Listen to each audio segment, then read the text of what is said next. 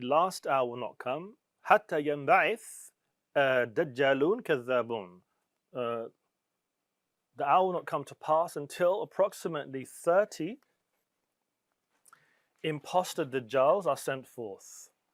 كل يزعم أنه رسول الله. Each one claiming to be a messenger of God. Right? Now when the Prophet sallallahu alaihi wasallam said, "Ana wa sa'aka hatain," that me and the hour are like these two. They say he didn't put his fingers, they were slightly ajar together. Yeah? That he himself was from the signs of the hour. All right? Which Dajjal, quote unquote, appeared during his lifetime. In his lifetime was who? Ibn Sayyād. Safi ibn Sayyād. You must have heard this name, right?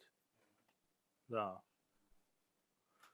That Safi ibn Sayyād, when we look at the descriptions of the Dajjal, the Prophet ﷺ said that his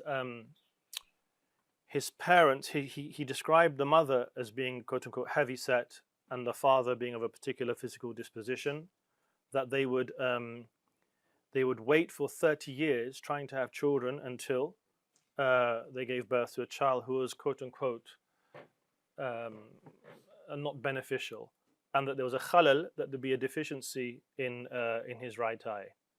And so when news started to spread in Medina about this individual that fitted the descriptions of who? The Dajjal, the Prophet sends two companions, Abu Bakr and Zubayr al-Awam, to go and see the descriptions of this individual. And so they go and see the descriptions of Safi ibn Sayyād, and they come back to the Prophet ﷺ and they said, yeah, he fits the descriptions of the Dajjal. And so the Prophet comes out with Sayyidina Umar ibn al-Khattab. And they said that Safi ibn Sayyād, he's not yet reached pubescence, so he's young, and he's with some children. And the Prophet comes to him and he strikes him on his back. Right? Ibn Sayyād turns around and he goes, Hal tashhad anni Rasulullah. The Prophet says to him, he goes, do you bear witness that I am the messenger of God? And so he says, Ashhad annaka Rasul al-Ummiyin. I bear witness that you're the Prophet of the unlettered folk. Right? And then he goes, and it's a child. Then what does he say to the Prophet sallallahu alaihi wasallam? Hal tashhad anni Rasulullah. Did you bear witness that I am the messenger of God? And so the Prophet said, Amantu billah wa rusulihi, which is a really interesting response to Ibn Sayyād. Right? I believe in Allah and all the messengers of Allah. It doesn't initially negate that statement. Of course, there's a negation in terms of prophecy, but Rusul can mean things, can it not? Right? Like a messenger, there's messengers of goodness and messengers of evil. Yeah? So he says, Amantu billah wa rusulihi. I believe in God and his messengers. Right? So he says, Mada tara. He goes, what do you see in relation to what I'm saying? Meaning, he says to Ibn Sayyād. And he goes, Ya'tini sadiq wa kadhib, meaning people come to me telling the truth and others are liars. Right? And so the Prophet says to him, he goes, Inni khaba'tu laka khabi'an. Right? That I've hidden something within me from you. Meaning, what is it? And so Ibn Sayyād, he goes, dukh. And he doesn't finish the word. Right? The word that he wants to say is dukhan, which means smoke. And so the Prophet says to him, ikhsa, meaning la ta'du qadrak, meaning wretched, you don't go beyond your station. Right? Because the Prophet had within him what? Surah al-Dukhan, or verses from the chapter of al-Dukhan. Right? So this quote unquote being, in relation to whatever he quote unquote was, we'll speak about that yani now, right, was privy to certain things. And so Sayyidina Umar al-Khattab, what does he say? Yeah, that's it. That let's just take him out. Yeah? And the Prophet responds by saying what? If it's him, you can't do it. And if it's not him, there's no benefit in taking the life of this individual. Right? Now Sayyidina Umar was from amongst those who what? Sahih Bukhari. Yeah? 3 companions. One said that I swear by God that Ibn Sayyād was the Dajjal, not of the 30. Right? The Dajjal. Yeah? And he says, well, how do you say that? That was Sayyidina Jabir ibn Abdullah, who him and Muhammad al-Munkadir, these are great companions. Both of them said, we heard Umar swear that he was the Dajjal in the presence of the Prophet, وَمَا أَنْكَرَ. And he didn't deny him being the Prophet didn't deny him being quote unquote the Dajjal. Yeah?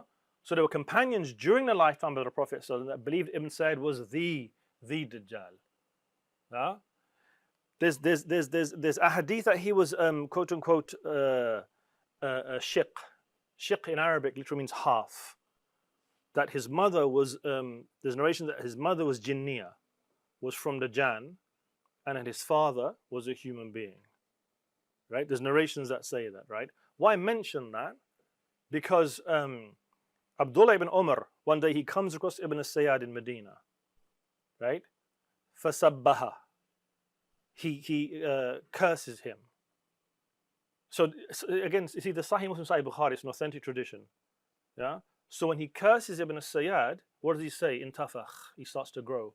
Hatta sadda tariq, until he filled the horizon between the whole road. Yeah. What would you do if that happened? Reason I make mention of that is that the Prophet is speaking about the Dajjal being what? The biggest fitna to tribulate mankind. Right? I don't care about all the jiu-jitsu and whatever gyms you go to, yeah? You see a man do that in front of you, you're running. Right? Not the companion. What does Abdullah ibn Umar do? He starts to smack him with his stick. Yeah?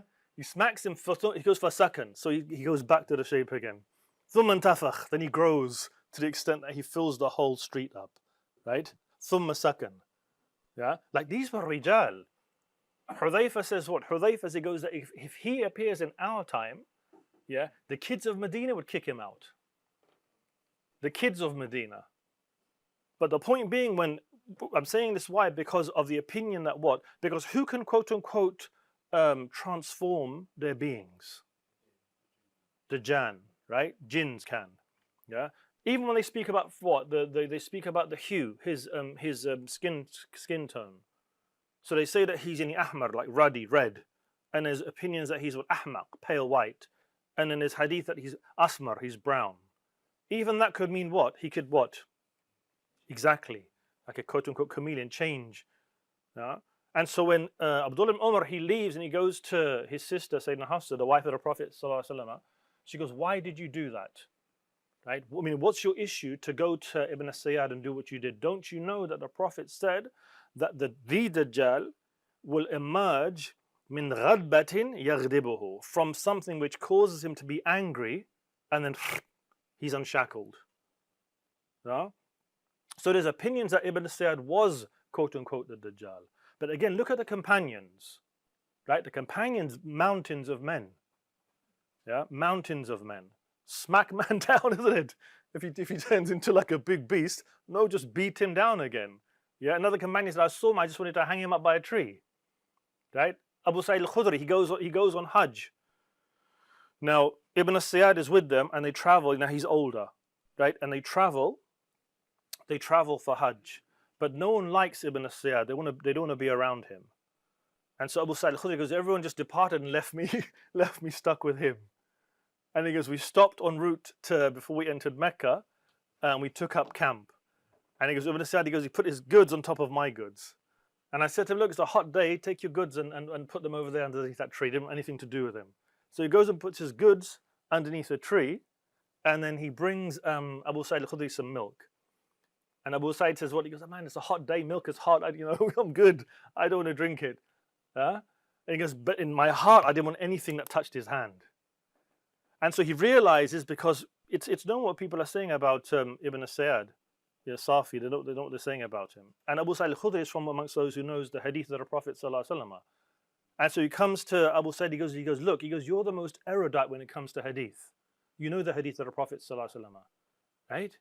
And he goes that they say that the Dajjal is a kafir, is a non-believer, wa anni Muslim, and I'm a Muslim. And they say that the Dajjal is aqim, he's barren, doesn't have children. And look, I have some children in Medina. And he goes, and it says that the Dajjal won't enter Mecca or Medina. We've come from where?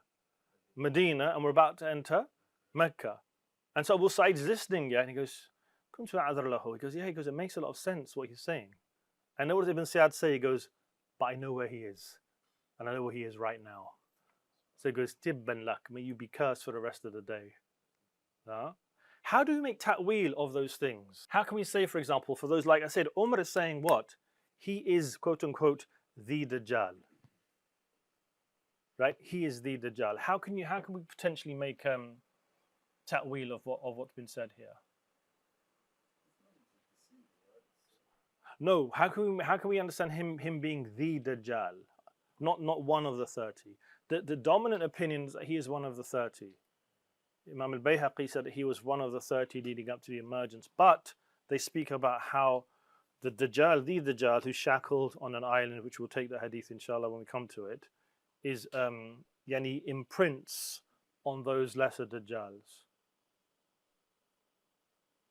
Right? Fath al-Bari says what? Yani that Tabadda, Ibn Sayyād Tabadda, he appeared in the form of the great Dajjal, but not him being the great Dajjal. His first manifestation, the Dajjal, is what? A man of piety and religiosity. So he has many followers from amongst the Muslims, right? Then Yadda'i an-Nabuwwa, he claims thereafter what? Prophecy.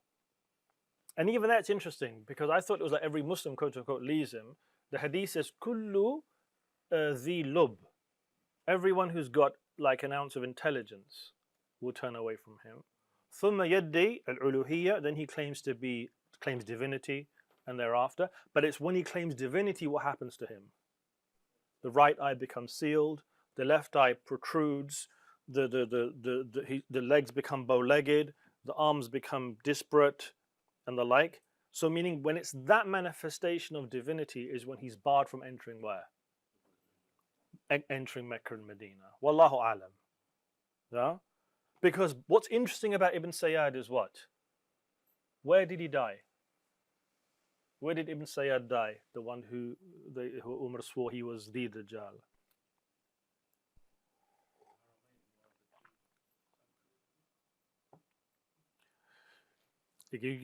Jihad loves giving me multiple choice, isn't it? Yeah, the A, B, or C. Huh? They don't know. No one knows where he died, right? A companion. Exactly. No, that's the point. Yeah, because why? A companion says what? He goes, I went to. It's in Abu Na'im mentions it in his Tarikh, in his history book. He goes, I went to Isfahan in Arabic, in Iran, right? And he goes, between me and the Jews was a farsakh, like 5 kilometers, and from there I could hear them beating drums and playing the mizmar, like a flute type instrument. And he goes, I had a Jewish friend, and I said, what are they doing this for? And they said that the king who will help us overcome the Arabs is coming to us. And so he goes, I went there and I spent the night on a rooftop and I fell asleep. And I prayed Fajr, and when I got up, I saw Ibn Sayyād enter whilst they were playing the drums for him. And he was covered in this quite like this qubba, right? But he goes, he entered Isfahan, never to be seen again. And then we have that hadith of what? The Hur, the emergence of a Dajjal comes from where? Isfahan. Fatima ibn Qais in the hadith, that he appears where? So exactly, did he die? We don't know, right? So there is, meaning when people say people, speaking about Sayyidina Umar and the like, may Allah be pleased with them, when they say he's quote unquote the Dajjal, it's not that far off. Even in terms of we look at the different,